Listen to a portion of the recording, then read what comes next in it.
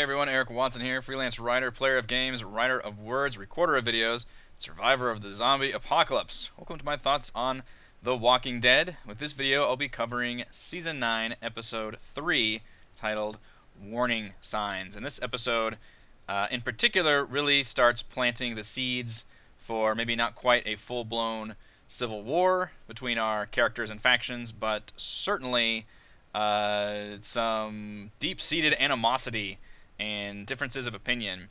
Very obviously, the difference between forgiveness and unity and moving forward versus pettiness and wrath and vengeance, which kind of played into Rick's internal struggle last season, but now it is playing into just multiple characters kind of drawing lines in the sand about where they stand on, at this point, working with the Saviors. Negan is still kind of a shadowy figure, a presence in the show, but the Saviors themselves are kind of a direct problem. Like, can you work with the conquered people that used to terrorize you? Which is an interesting concept. I think it's a really well-written episode that had some good stuff in there, with Maggie and Daryl especially, as well as some more interesting things with the Anne character, which is probably going to point towards more of the overarching storyline, whereas we're going to deal with Maggie and Daryl possibly dealing with Negan coming up. But let's go through the episode of Warning Signs, starting with a pretty nice, friendly little montage sequence. We literally got a very un-Walking Dead-like, just happy-go-lucky family spending time together. Rick's like, I want to take the day off, and he's all getting sexy time with Michonne and possibly trying to make a baby, and then they're playing with Judith around town, and I think there's a slide of, practicing sword fighting. Like, it's a really cute, endearing moment, and you need these in the show. The show is bleak as hell, obviously, so having these moments of levity is really nice, but also just to show, like, what are people fighting for? Like, is your society working? And at least for this one little family, it's working very well, and things are, of course, not going to last very well, very long, because that is what the show is about, but I liked this scene a lot. It was nice to have, even though Michonne herself hasn't actually had much to do outside of, unfortunately, being almost written off for current events, because she's now kind of in charge of Alexandria while Rick gets to go off and kind of try to keep everybody together on the workforce on the bridge. So it's it's very obviously stated that she is in charge of Alexandria while this is gone, but we don't really see scenes of her like actually being in charge. It's just kind of as part of the family unit. So I am hoping to get more of Michonne being a little more proactive, whether that means kicking ass with a sword or actually leading people at Alexandria. Either way, unfortunately, the good times don't last.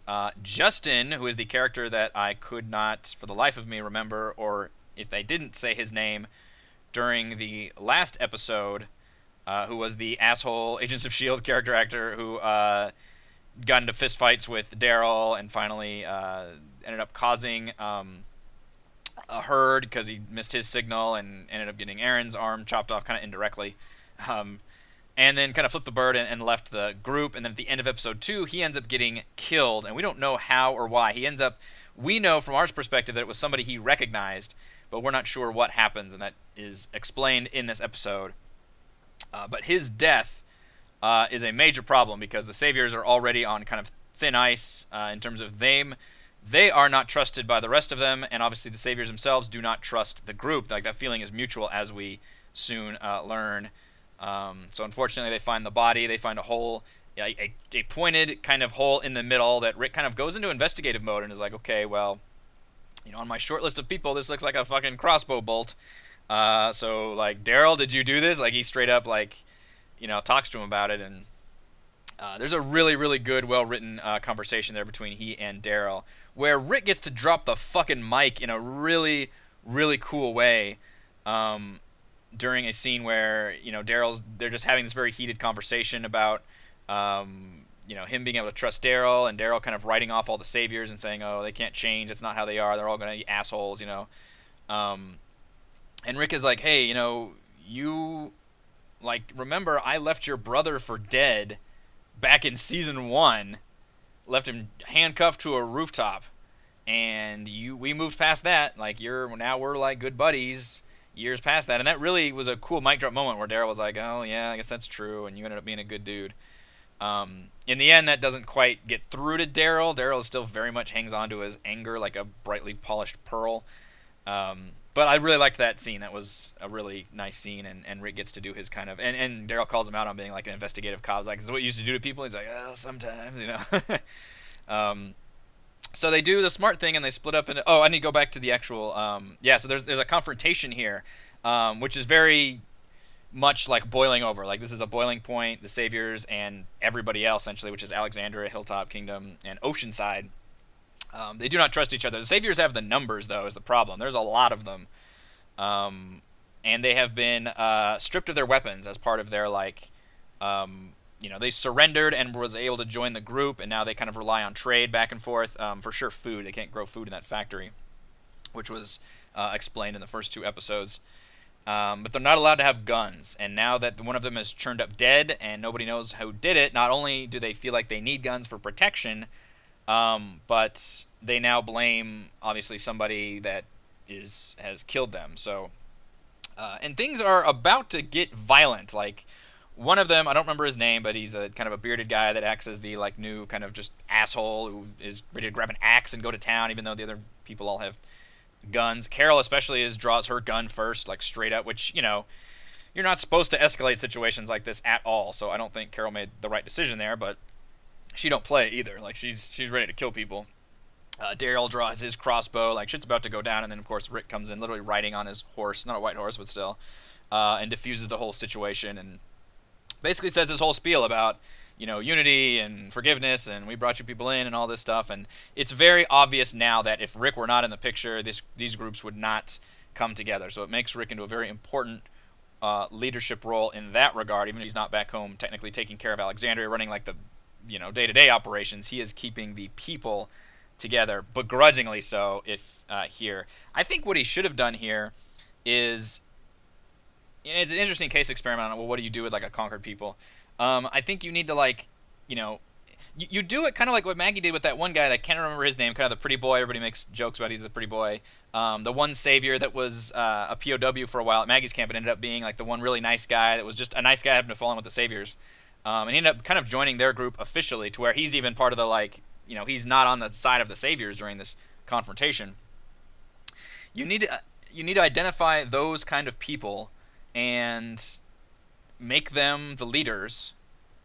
The kind of lieutenants, put them in positions of authority over their own people, so that way they've got that respect. And granted, they have a tough role of being kind of the liaison, though, and then maybe even deputize some of them into giving orders and carrying out sentences and whatever else. So I think there are things they could do rather than just literally put these poor people as almost indentured servants with a limited amount of freedom. But there, like I said, there's some animosity there, and Daryl and Maggie especially can see that, and all of Oceanside is definitely a huge problem, which we'll get into that in a moment. So there's an interesting scene here. So afterwards, they break up into groups. Our group is very organized. They know how to search areas. They've got a whole grid pattern, as if there's like a missing persons out there, and essentially they're just trying to figure out who the hell killed this person. There's somebody out there that did it. So it's interesting they went with the we have to just search the woods for problems, rather than we need to sit and interview everybody approach. I don't know why they just assumed that there was somebody out there in the world doing this, rather than it might be one of our own. But they do. They go with that approach. Let's see, what is the next slide? Okay. So they split up into pairs, and they've got the area mapped out into grids, whatever landmarks they use for that, and they've got different pairs of people working together. This is just kind of a random scene where Maggie, and I forget her name, but she was the daughter of the leader of Oceanside. There's so many characters in the show now. Holy crap. I just do not even recall her name. They're the pair together here. And this is a really mostly non-consequential scene. It's just a bunch of zombies. There's not really a whole lot of danger here. Again, this is a weird case of in some situations when half a dozen zombies approach characters, oh shit, we gotta get out of here. Whereas this case, it's just Maggie and this other girl, and they're like, oh yeah, we can take all these zombies on. They do call it in and say we need some backup here, but then they just go ahead and go forward anyway. So I found that kind of weird, and it was pretty dangerous, but they get through it. Um, Daryl and Maggie, I think, are in the group. Or no, Maggie's here. Daryl and who the hell else shows up? I forget. I forget the fucking pairs. They show up and save them, and they said, well, the other team should have been there, and it was Arat and one of the women from Oceanside. And like, well, why didn't they show up? And then they find later that Arat has been captured, and the one woman has been knocked out. Well, turns out she was faking that, and that she used that opportunity to capture her, like her buddy. Essentially, Oceanside, the women of Oceanside, are now have conspired to kill the people, the saviors, and they've got motivation to do it. They are vengeful because the saviors, at one point, killed all of the men in their group. That was a backstory that had been established when we first met Oceanside, that this was how Oceanside essentially disciplined and subjugated this entire community. It was just brutal. And then Oceanside, I think they just kind of fled and were able to eke out an existence after that.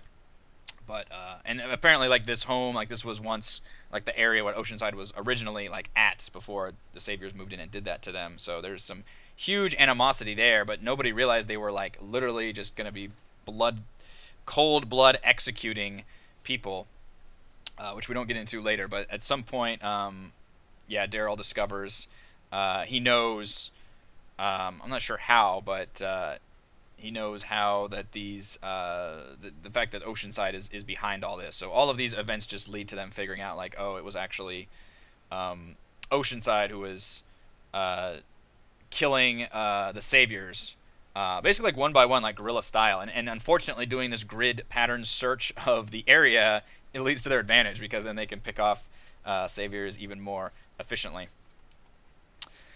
Which leads us to this scene at night. So we kind of go back and forth between Rick and Carol, and then Maggie and Daryl. And I'm going to go with the Maggie and Daryl group first. This is a really cool scene because they come across literally right in the middle of an execution scene by Oceanside, of Arat, who is one of the savior people. And this is, I believe, this character has been used as, she was one of like Negan's lieutenants. Like, she was basically a Simon or Dwight. Not quite to that level of being in charge of like one of the communities, I don't think. Although it turns out, I guess she was Oceanside's maybe liaison.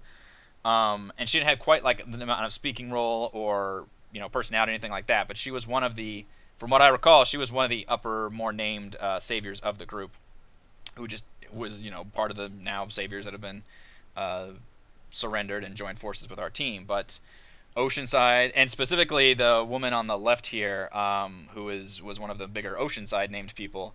If I could ever remember, I should have a thing open with the names, but whatever. The names are fleeting. Says specifically like this person like killed my husband, and the daughter says like this person killed my brother, and there's all this. So there's motivation here that Oceanside does it, but they specifically say, and Maggie and Daryl come up, like, we thought like we would not have the authority or ability to do this because of Rick's world order, and we assumed Rick was the boss of everybody. But then you, Maggie, you hung Gregory because of something he didn't consult Rick about it at all, and just made that decision. So now we know that Rick's rules aren't the only rules. And it's kind of a heavy-handed conversation. You know, it's pretty obvious to us as the audience, like, yeah, we know, but it feels a little heavy. But I think it was important to establish that concept that, like, yes, Maggie's decision there has these very real repercussions, which is now people are taking it into their own hands to, you know, execute people they don't like for crimes against them. But the problem is, like, you know, when you surrendered, were your crimes forgiven, or like, what is the steps here? And again, a lot of these problems could be solved if our fucking main characters got together and came up with a constitution or some kind of rule of law, because that's obviously a problem they're running into now. Is like, well, is Maggie's word law? Is who's under those rules? And it turns out Maggie and Daryl just let it happen. They look at each other, and the final thing they do is they ask Arat, like, well, what did you say when you were going to kill the brother? And they're like, they executed him. And it's a very emotional scene because Arat obviously knows she's fucked if she says anything. He's like, I don't remember. And then they're like, and finally they get her to say, like, there's no exceptions. Like, you killed her little brother, older brother, I don't remember. And at that, Maggie and Daryl just fucking walk away. Like, it's an epic moment where they're just like, nope, we're gonna let it happen. And I was pretty shocked by this because I thought the show was leading towards a forgiveness model, and Maggie was kind of working through the process of um, moving forward in terms of being able to forgive people and bring people together with how she dealt with the husband that tried to kill her, and then she released him from prison. But this situation is she sees way more as emotionally motivated and justified to execute this person, to let Oceanside just carry out that sentence in the dead of night here and let that happen. So that's pretty startling. Obviously, Daryl has been that way. Daryl has even less motivation than Maggie to hate the Savior, I feel. Well, I mean, I guess he was captured by the Saviors and a little bit tortured, but I feel like Maggie losing Glenn to Negan obviously is the primary motivator for her. He does blame himself for Glenn's death, which is kind of true in some ways. But they both feed off each other, like for their hatred and distrust of the Saviors and believing like the Saviors are not going to change their stripes. So they just turn around and fucking walk away. And Oceanside does it. You can see there's a cool scene where they're walking away and it's in the background, and they straight up stab her in the head and kill her with a sharpened stick. Whoa, that's gonna be hard to rationalize, especially when like Rick finds out that not only did more people die when we're trying to discover it, but is he gonna even find out like how this went down? The fact that Oceanside is committing this, it's just going to cause all kinds of social order problems, and Maggie and Daryl just kind of adding to it. And at the end of the episode, they're carrying cans of fuel and say, all right, let's go take care of Negan. Like, we are in for a penny, in for a pound at this point, and we're just going to take justice in our own hands. Like, fuck Rick. And that is a huge step for these two characters, which it has been nicely telegraphing, especially Daryl and Rick's animosity toward each other. And Maggie's just been going down this roller coaster, but it feels pretty natural too. Like, she does legitimately hate Negan and the Saviors, and she's trying to work towards, not necessarily being this eye for an eye kind of mentality, but she's just on the cusp. Is she listening to Daryl more? Is she listening to Jesus more? And right now it's Daryl, and Daryl is definitely the bad devil on the shoulder. So who knows how that's going to work out, but they are presumably headed to Alexandria to take out Negan on their own authority, and that is not going to make Rick very happy at all. Speaking of our boy Rick, so meanwhile, everybody's kind of split up. This is a good chunk of the episode was the grid stuff, and they're split up and dealing with all this. While they're doing that, Rick and Carol have been on their own grid, and this bearded guy, who was the kind of lead antagonistic savior from the previous altercation, gets the jump on them. He and his other big burly bearded guy, and actually grapples Carol, puts a knife to her throat, and says, all right, put your gun down. I don't know what his plan here is. I don't think he was going to kill them. I think he just wanted to kind of maybe capture them and bring them back to Sanctuary or do something to give them the upper hand. Because obviously he could have just killed Carol right there. And Rick's not having any of it. He pulls his gun and he aims it at it, and I half expected Rick to just blow his head off, but that would have been old Rick. And Rick has really tried to make progress here and not kill everybody. And he says this one line over and over where basically, like, in the world of the dead or something, like, every life matters. Every life is precious. It's like we can't just kill each other left and right at the drop of a hat, even though it's totally what he used to do without any compunction about it whatsoever. He's trying. Like, he wants to, like, not kill people if he can help it. Obviously, even in self-defense, maybe. In this case, it might have been his best interest to blow this guy's head off. I think he could have done it, even with that revolver. I mean, he's certainly good enough. It's a cool shot, too. And the way the flashlight's just sitting there. Carol, of course, is extremely resourceful. She pulls a knife out of her hand and is ready to stab the guy, but there's this interesting exchange where he's like, look, you don't have to do this. We can work through this. You drop the blade and we won't, we're just going to move forward. Now, granted, Rick would probably still have some repercussions from that. The guy's going to prison or something, but whatever their equivalent is. Or banishment or something, but they have this heated exchange. Carol essentially is able to stab him, and Rick never actually fires a shot. He just kind of keeps the other guy at bay. And then even turns to them and say, like, all right, well, now we'll patch that up and let's move on from here. So he still doesn't kill him or either of them. So this is a good example of the difference between Rick and Maggie. And Daryl is a bad influence on Maggie in terms of pushing her more towards the kind of wrathful, vengeful side, whereas Rick is a good influence on Carol, um, because Carol was kind of, in her conversations and earlier in that scene when she pulls the gun, is kind of in that same boat of Daryl and Maggie, where they're thinking like, I don't know, these saviors are just going to work out. Maybe it would be easier to just kill them all. And Rick kind of brings over to his side where he's like, no, every life is precious, and she even kind of repeats that line at one point. So it's kind of like our sides are recruiting their party members or something, and Maggie and Daryl are part of a group, and now Rick pretty much recruits Carol into this system. And Carol's also been a very complex character when it comes to her past and how she feels about killing and all that kind of thing. So I think it works really well to put her through this ringer and to put Rick through all this. And in the end, I don't think we quite see how this scene resolves, other than like the guy is stabbed, but obviously still okay. And then he says, "All right, well, we'll patch it up." So it's just a good example of how Rick is a good leader, and Maggie needs to get pulled back from the brink because she is threatening to bring all of this down. And then we have our final story arc for this episode. They really cram a lot into here, and that is Anne (parentheses Jadis) and Father Gabe. So at the end of the episode last episode, we saw Anne kind of communicating with a helicopter. That one helicopter's been flying around very suspiciously, and there's first a scene where she's leaving the group, and she's pissed because the saviors during that one exchange had almost blown up into violence. Was kind of just randomly blaming her as just being this weirdo that might have stabbed Justin, and nobody really stood up for her because she's kind of weird and nobody quite trusts her yet. She's a recent addition to the group, except for Father Grabe, because he had hanky-panky with her and she just kind of came on him all of a sudden, and now they have this kind of relationship. But Father Gabe doesn't quite trust her and doesn't quite even tell her that he trusts her. So he just kind of lets her go. He ends up following her, obviously. Anybody can see that happening. And she ends up communicating with somebody, presumably the pilot of the helicopter, and says, I saw you flying around, and he makes statements of like, I need an A or a B. And I'm trying to remember. It's been a while since I read the last comic arc that I read, which was The Whisperers, but I think that is where they're going with it.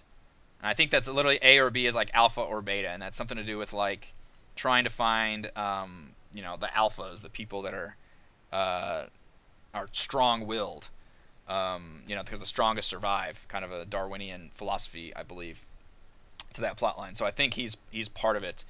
So she's got some kind of major backstory with this whole other faction that the rest of our group has not interacted with at all.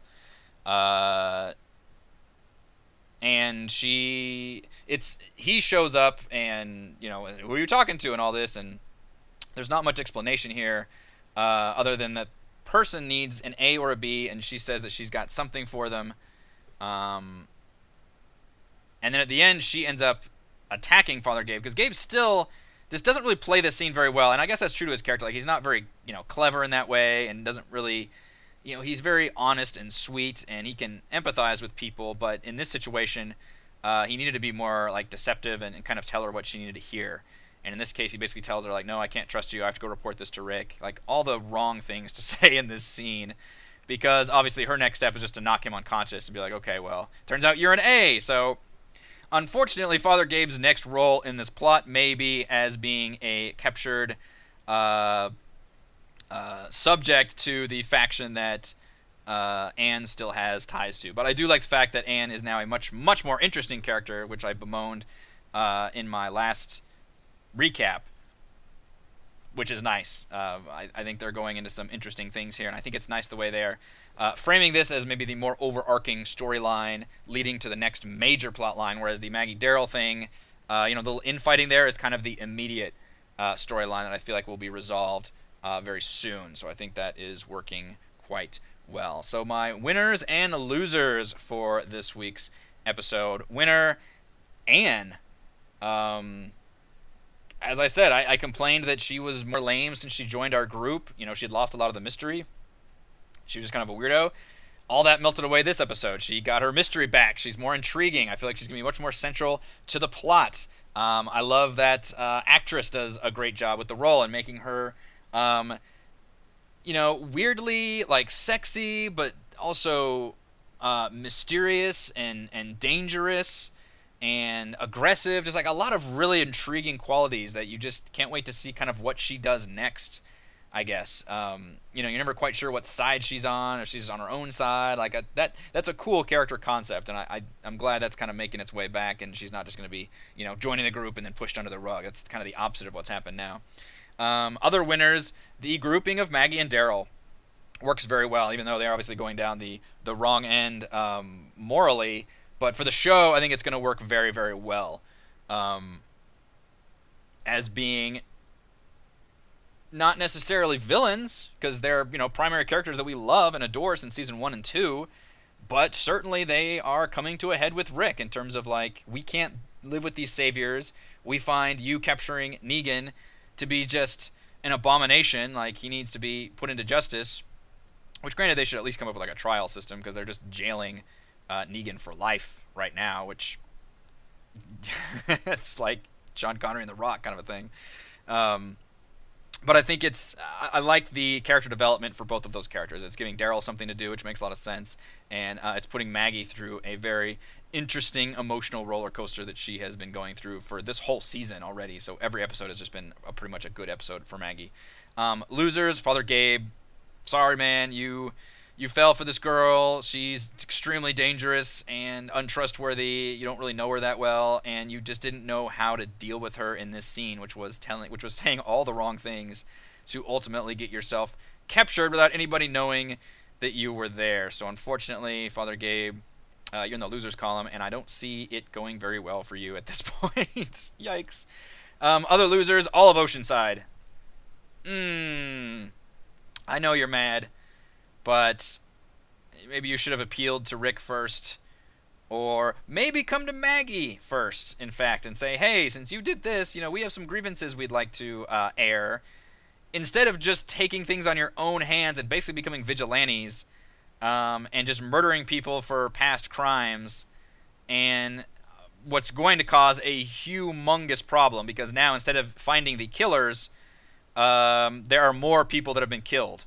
So now people are going to be more fearful, and the saviors are going to be less of a unity with our group, and now you can't trust Oceanside. Like, it's just going to cause a lot of problems down the line for our poor group. I think that will do it for my thoughts on the third episode of The Walking Dead Season 9. I really like the way this season is going so far. It's got some really good writing. I'm liking the direction of all the characters. I think it's been an improvement over the past probably 2, maybe even 3 years. That's also probably early to say. We could still have plenty of time to fuck things up. If you like my content, consider supporting me via patreon.com/RogueWatson. I will see you next time with more Walking Dead recaps, among other things. Bye.